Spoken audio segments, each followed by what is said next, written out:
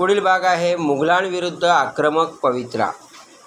आपण बघूया मुघलांविरुद्ध आक्रमक पवित्रा शिवाजीराजांनी कसा घेतला. महाराजांना मुघलांविरुद्ध लगेचच संघर्ष नको असला तरी पुरंदरच्या तहात मुघलांना दिलेले 23 किल्ले आपल्याला माहिती आहे. त्याचबरोबर प्रदेश जो होता आसपासचा तो परत मिळवणं हे महाराजांचं एक महत्त्वाचं उद्दिष्ट होतं. त्यासाठी त्यांनी एक व्यापक अशा प्रकारचा आणि धाडसी व्यापक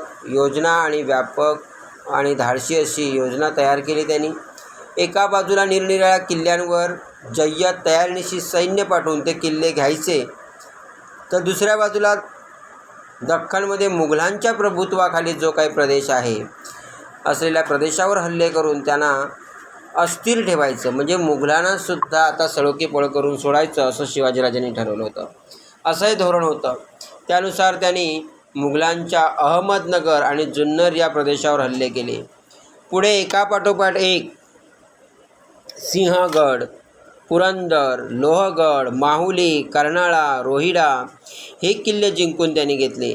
त्यानंतर शिवाजी महाराजांनी दुसऱ्यांदा सुरतेवर पुन्हा स्वारी केली, कारण स्वराज्याचं तुम्हाला सांगितलं खूप मोठ्या प्रमाणात हानी केली होती या मुघलांनी, आणि म्हणून पुन्हा स्वारी केली. तिथून परत येताना नाशिक जिल्ह्यातील वणी दिंडोरी या ठिकाणी त्यांचा मुघलांबरोबर मोठा संघर्षसुद्धा झाला, आणि या संघर्षात त्यांनी दाऊद खान या मुघल सरदाराचा पराभव केला. त्यानंतर मोरोपंत पिंगळे यांनी नाशिकजवळील त्र्यंबकगड हा किल्ला त्यांनी पहिला जिंकून घेतला. बाळांनो, अशा प्रकारे छत्रपती शिवाजी महाराज यांनी दिलेले किल्ले जे होते मुघलांना ते पुन्हा परत मिळवले. अशा रीतीने महाराजांच्या या मुघलांविरुद्धच्या चढाईच्या धोरणास यश मिळालं, आणि या चढाईच्या मोहिमांमध्ये आपल्याला माहिती आहे की तानाजी मालुसरे, गड आला पण सिंह गेला, आपल्याला माहिती असेल, मोरोपंत पिंगळे, प्रतापराव गुजर अशा अनेक सरदारांनी मोलाची अशी कामगिरी केली. या मोहिमांचं वर्णन कृष्णाजी अनंत सभासद हे बखरकार जे आहेत याने कसं केलं आहे ते आपण बघा. 4 महिन्यात 27 गड घेतले. आपण किती दिले होते? 23. घेतले किती? 27. मोठी ख्याती केली. अशा प्रकारचं कृष्णाजी अनंत सभासद हे बखरकार जे आहेत ते या प्रसंगाचं वर्णन करतात, या गोष्टीचं वर्णन करतात. किल्ले ताब्यात आले होते. स्वराज्याचा विस्तार वाढला होता. सतत 30 वर्षाच्या अविश्रांत परिश्रमातून मराठ्यांचं स्वराज्य आता साकार झालेलं होतं. तथापि स्वराज्याचे अस्तित्व स्वतंत्र आणि सार्वभौम आहे हे स्पष्ट करण्यासाठी या स्वराज्यास अधिकृतता आणि सर्वमान्यता प्राप्त होणं आवश्यक होतं, आणि हे महाराजांच्या लक्षात आलं. यासाठी विविध विधिवत राज्याभिषेकाची आवश्यकता होती. विधियुक्त राज्याभिषेक होणं गरजेचं होतं, आणि म्हणून त्यांनी 6 जून 1674 या दिवशी विद्वान पंडित गागा भट्ट यांच्या हस्ते रायगडावर आपला राज्याभिषेक करून घेतला. खरं तर यामागे एकच भावना होती की या राज्याचा एक जे राज्य आहे त्याचं नेतृत्व शिवाजीराजे करत होते, आणि हे आपल्याला आज ते राज्य निर्माण झाले हे गरजेचं होतं लोकांना कळणं, आणि याच्यासाठी राज्याभिषेक करून घेतला. या राज्याभिषेकाद्वारे महाराज आता स्वराज्याचे काय झाले होते? छत्रपती झालेले होते. सार्वभौमत्वाचं प्रतीक म्हणून त्यांनी राज्याभिषेक शक ही नवीन एक कालगणना सुरू केली. आपले राजे राज्यकर्ते झाले होते, शककर्ते झाले होते, आणि राज्याभिषेक प्रसंगी त्यांनी सोन्याचा होड आणि तांब्याची शिवराई ही खास नाणी पाडली. हा बऱ्याच वेळेला प्रश्न विचारला जातो बाळांनो. या नाण्यांवर श्री राजा शिवछत्रपती अशी अक्षरे कोरण्यात आली. तेथून पुढे राजपत्रावर क्षत्रिय कुलावतंस श्री राजा शिवछत्रपती असा उल्लेख होऊ लागला, आणि राज्याभिषेकानंतर त्यांनी फारसी शब्दांना पर्यायी संस्कृत असणारा एक कोश तयार करून घेतला आणि यालाच राज्य व्यवहार कोश असं म्हटलं जातं. हाही प्रश्न विचारला जातो बाळांनो, की राज्य व्यवहार कोश असं कशास म्हणतात. तर जो पूर्वी आपल्या महाराष्ट्रामध्ये फारसीमध्ये, कारण ह्या सगळ्याचा प्रभाव पडला होता, अनेक आक्रमक आले होते, त्याच्यामुळे भाषेचा प्रभाव पडला होता आणि हे राजांनी संस्कृत भाषेत पुन्हा करून घेतलं आणि त्याचा या ठिकाणी एक कोश तयार केला, त्याला राज्य व्यवहार कोश असं म्हणतात.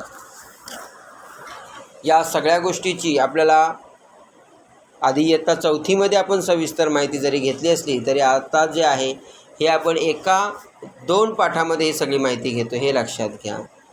तुम्हाला राज्य व्यवहार कोशाची माहिती या ठिकाणी दिली, तुम्ही वाचायची व्यवस्थित. खरं तर याच्यातून तो भाग वगळण्यात आलेला असला तरी आपण माहितीसाठी म्हणून वाचून ठेवा.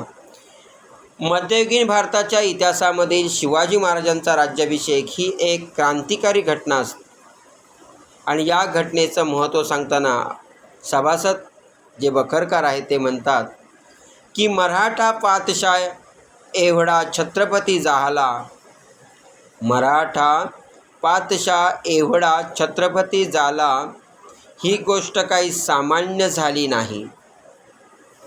यानंतर महाराजांनी अल्पावधीतच 24 सप्टेंबर 1674 रोजी निश्चलपुरी गोसावी यांच्या मार्गदर्शनाखाली तांत्रिक पद्धतीने पुन्हा राज्याभिषेक करून घेतला. भारतात वैदिक आणि तांत्रिक अशा धर्मकृत्यांच्या 2 परंपरा अस्तित्वात त्यावेळेला होत्या. आजही काही ठिकाणी तशा पद्धतीने असतं. त्यांचा आदर करून महाराजांनी या दोन्ही पद्धतीने राज्याभिषेक करून घेतला. यामध्ये छत्रपती संभाजीराजांची काही माहिती दिलेली आहे. त्यानंतर राज्याभिषेकाविषयी काही माहिती दिलेली आहे, ती आपण पूर्ण वाचायची आहे. पुढचा एक मुद्दा अतिशय महत्त्वाचा आहे, तो म्हणजे दक्षिणेची मोहीम. राज्याभिषेकानंतर सुमारे 3 वर्षांनी ऑक्टोबर 1677 महाराजांनी दक्षिणेची कुतुबशाहीची भेट घेतली. गोलकोंड्यात जाऊन दक्षिणेची मोहीम हातात घेतली आणि त्याच्यामध्ये गोलकोंडा जो आहे त्याच्यामध्ये गोलकोंड्याचा जो कुतुबशाह होता त्याची भेट घेतली. त्याच्याबरोबर मैत्रीचा तह जो आहे तो राजांनी केला आणि पुढे महाराजांनी कर्नाटकातील बंगळूर, होसकोटे तसेच सध्याचा तमिळनाडूमधील जिंजी वेल्लोर असे किल्ले आणि आदिलशाहीचा इतर काही प्रदेशसुद्धा जिंकून घेतला. त्यांच्या या फौजेने तेथील प्रजेला कोणताही त्रास दिला नाही. जिंकलेल्या या प्रदेशाचा कारभार पाहण्यासाठी मुख्य कारभारी म्हणून रघुनाथ नारायण हणमंते यांची त्यांनी त्या ठिकाणी नेमणूक केली. शिवाजी